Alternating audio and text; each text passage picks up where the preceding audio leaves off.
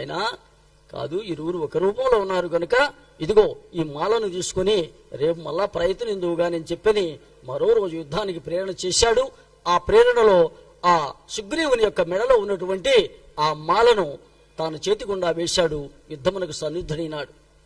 యుద్ధం సన్నిద్ధుడైనప్పుడు ఆ వాలిని ఈ యొక్క సుగ్రీవుని శక్తి చాలలేకపోవడం చేత చెట్టుమాడు నుండి బాణాన్ని సంధించాడు శ్రీరాముడు.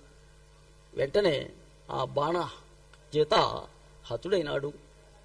పడి అంటాడు, ఎంత పని చేసితివి రామా, ఏమనందును సార్వభౌమ, నీవు ధర్మమూర్తి అంటారే, చెట్టు చాటు నుండి కొట్టావా? నీకు దేనికి పనికొస్తానయ్యా? నువ్వు తింటానికి పనికొస్తానా? నేను కోతినే, ఏమిటి నన్ను ఈ విధంగా చేశావు?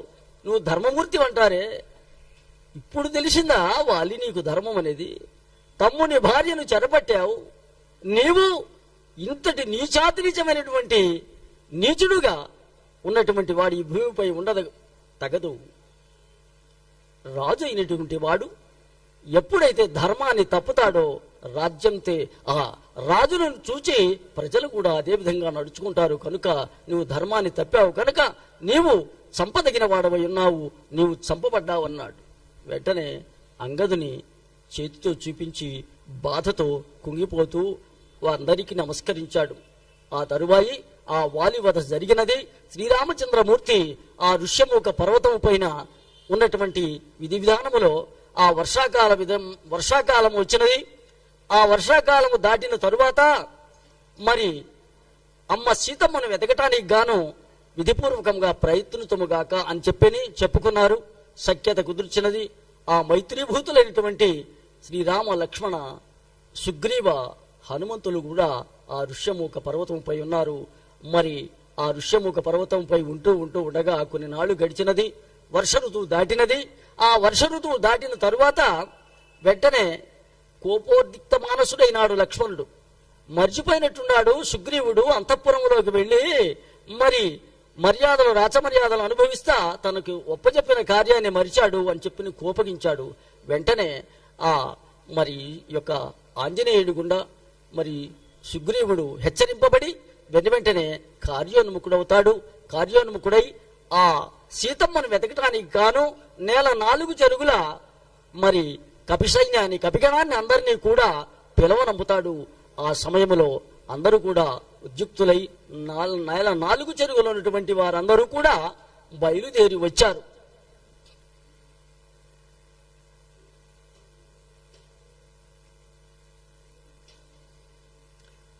ఆ వచ్చిన తరువాయి వెంటనే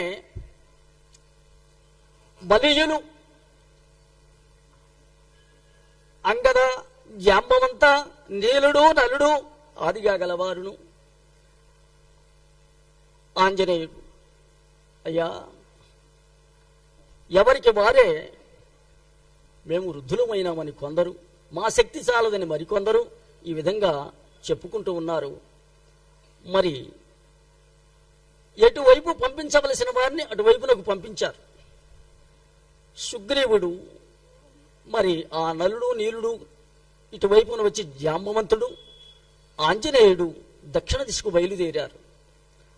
పోతూ ఎంత సమయం గడిచినదో తెలియదు.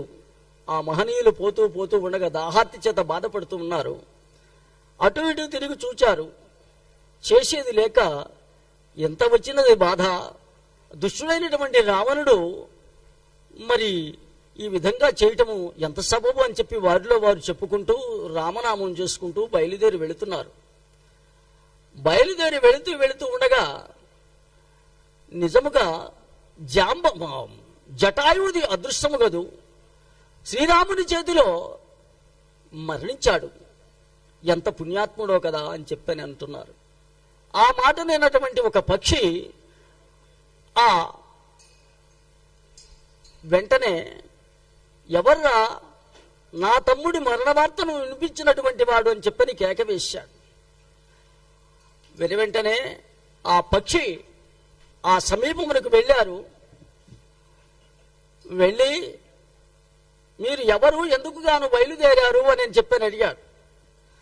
అడిగితే శ్రీరామకార్యార్థమై వెళుతున్నామయ్యా, వెళుతూ ఉంటే ఈ విధముగా జరిగినది. రావణుడు అపహరించుకొని తీసుకొని వెళుతున్నాడు సీతమ్మను. ఆ జటాయు అనేటువంటి పక్షి అడ్డగించినది. శ్రీరాముని చేతిలో మరి ఆ మహనీయుని ఆ రావణుని చేతి కరవాలమునకు గురి అయి ఆ జటాయు యొక్క పక్షములు తెగిపోయినాయి. శ్రీరాముడు వచ్చే వరకు కూడా జీవంతముగా ఉన్నటువంటి చేత మరి తాను చెప్పినది విధానమునంతా విని బాధపడ్డాడు. ఆ శ్రీరాముని చేతిలో అసువులు బాబినటువంటి జటాయుకు అంత్యక్రియలు అందించాడు. ఆ మాట